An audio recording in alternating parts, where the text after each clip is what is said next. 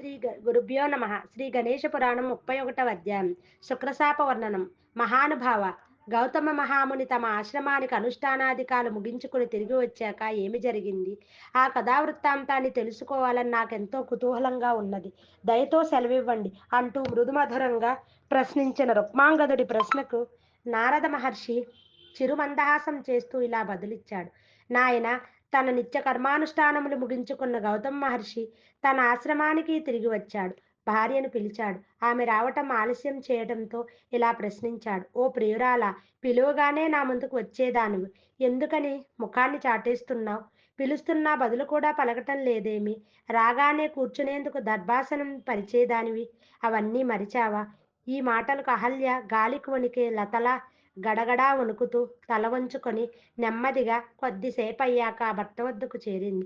ముని పాదాలపై సాష్టాంగపడి శాపభయంతో విహల్వయై మెల్లగా ఇలా అన్నది. ఓ నాథ, మీరు ప్రొద్దున్నే తమ నిత్యానుష్ఠానం నెరవేర్చడానికి నదీ తీరానికి వెళ్ళిన సమయంలో సచీపతే నిందుడు కామరూపి అయి మీ రూపం దాల్చి వచ్చాడు. మీ కంఠస్వరాన్ని అనుకరిస్తూ స్నానార్థమై వెళ్ళిన తనకు ఒక అపురూప సౌందర్యవతి అయిన అప్సరస అప్సర స్త్రీ దిగంబరి అయి స్నానం చేస్తూ కనిపించిందని తమకా తమకాన్ని ఆపుకోలేక వచ్చానని రతి సౌఖ్యాన్ని ఇమ్మని కోరాడు. మీరేనన్న భావంతో నేను అందుకు అంగీకరించాను. కానీ ఆ ఇంద్రుని శరీరం విరజిమ్మే దివ్య సుగంధానికి ఆశ్చర్యపోయి అవమానంతో అనుమానంతో, ఓ దురాత్మ, నీవు నా భర్త వేషంలో వచ్చి మోసగించిన కపటివి. నీవెవ్వడివో నిజం చెప్పు, లేదా నీ పుణ్యం నాశనమవడంతో పాటు భస్మీభూతుడు అవుతావు అని తీవ్ర స్వరంతో నిలదీశాను. నా శాప భయానికి వెరచి ఆ త్రిలోకాధిపతి తన నిజరూపాన్ని ధరించాడు. ఇంతలో మీ కంఠధ్వని నా చెవికి వినిపించింది. సిగ్గుతో చితికిపోయి జుగుప్సతోనూ యావగింపుతోనూ దహించుకుపోతున్న నేను సహజంగానే మూర్తీభవించిన తపోనిధిలా ఉన్న మీ సముఖంలోనికి రావటానికి వెరిచాను. నా వల్ల జరిగిన ఈ అజ్ఞాన అపరాధాన్ని మన్నించండి. చేసిన పాపం చెబితే పోతుందంటారు కదా, ఆ తప్పును కూడా దినమధ్యంలో ప్రకటించినప్పుడే కొంత దోషం తొలుగుతుంది. ఇక నిగూఢంగా దాచవలసిన మంత్రము, సంగమము, ఆయుర్దాయము, సంపద, రతి, మానము, దానము వీటిని ఎన్నడూ ప్రకటించరాదన్నది పెద్దలు విధించిన నియమం కదా అంటూ ఉన్న ఆమె మాటలకు క్రోధ పరవశుడై గౌతముడు తక్షణం ఇలా శపించాడు. దురాత్మురాలా, కామంతో కళ్ళు మూసుకుపోయిన నీవు పరపురుషునికి వశ్యురాలు అయినావు. నా స్వభావము చేష్టలను వెరుగున్నవే కదా. నీవు చేసిన ఈ ప్రజ్ఞాపరాధానికి నీవు పాషాణమై పడి ఉందువుగాక. పురుషోత్తముడైన శ్రీమన్నారాయణుడు దాసరథి అయి అరణ్యాలలో తిరుగుతూ ఇక్కడికి వచ్చినప్పుడు అతని పాదధూళి నీ శిరస్సున దాల్చినప్పుడు అప్పుడే తిరిగి నీ నిజరూపం సంప్రాప్తించునుగాక. ఇలా తపోధనుడైన మునివాక్యం పూర్తయ్యేంతలోనే ఆ హల్య శిలారూపం దాల్చింది. ముని ఆగ్రహావేశుడై ఇచ్చిన శాపవచనాలను పక్కనే పొంచి ఉండి విన్న ఇంద్రుడు భయంతో గడగడా వణికిపోతూ తనలో తాను ఇలా పశ్చాత్తాపం చెందసాగాడు. ఇంద్రుడి పశ్చాత్తాపం: నేరకపోయి కొడిమితో తలగొక్కున్నానే, ఈ ఋషి యొక్క ఆగ్రహాన్నించి ఇప్పుడు ఎలా తప్పించుకోవటం? ముల్లోకాలలోనూ ఎక్కడ దాక్కున్నా ఈయన దివ్య దృష్టి కనుగప్పడం అసాధ్యం. ఇలా భయపడుతూ పిల్లి రూపం దాల్చి ఇంట్లో తిరగసాగాడు.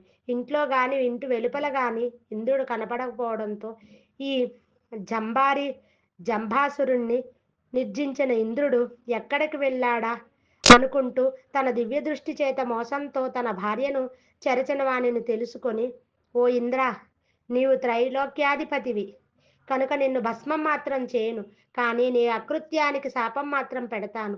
నీవు ఇక నుంచి సహస్ర భగుడవు కమ్ము అంటూ శపించాడు. ఇలా రోషావేశంతో పలికిన మునివాక్కులు అమోఘములై ఇంద్రుని శరీరమంతా యోని చిహ్నములతో నిండిపోయింది. సిగ్గుతో చితుకుపోయిన ఇంద్రుడు తీవ్ర దుఃఖ సముద్రంలో మునిగాడు. త్రైలోక్యాధిపతినైన నేను సైతం సామాన్యుడిలా యుక్తాయుక్త విచక్షణా జ్ఞానాన్ని కోల్పోయాను కదా. ఎట్టి వారికైనా స్వబుద్ధిని అనుసరిస్తేనే సుఖము, గురుబుద్ధి వల్ల విశేషమైన శ్రేయస్సును ప్రసాదిస్తాయి. ఇక ఇతరుల ఆలోచనలను, స్త్రీ బుద్ధిని అనుసరించటం వల్ల వినాశనమే కలుగుతుంది. దేవతలకు అధిపతి అయి ఉండి కూడా నారదముని పెట్టిన ప్రలోభాన్ని ఎలా లోనయ్యాను. దానివల్లనే వివేకశూన్యుడినై ప్రవర్తించి ఎంతో జుగుప్సాకరమైన ఈ రూపాన్ని పొందాను. ఇప్పుడు నా ప్రియపత్ని అయిన సచీదేవికి ఈ నా వికృత ముఖాన్ని ఎలా చూపించను? నేనెంతటి దుష్టుణ్ణి! ఎటువంటి వాడినైనా కాముడు మన్మధుడు వివసుణ్ణి చేసి తీరుతాడు. అయినా ఇప్పుడెవరనని అనుకుని ఏం లాభం? ఎవరు చేసిన శుభాశుభ కర్మ ఫలితం వారే అనుభవించాలి కదా!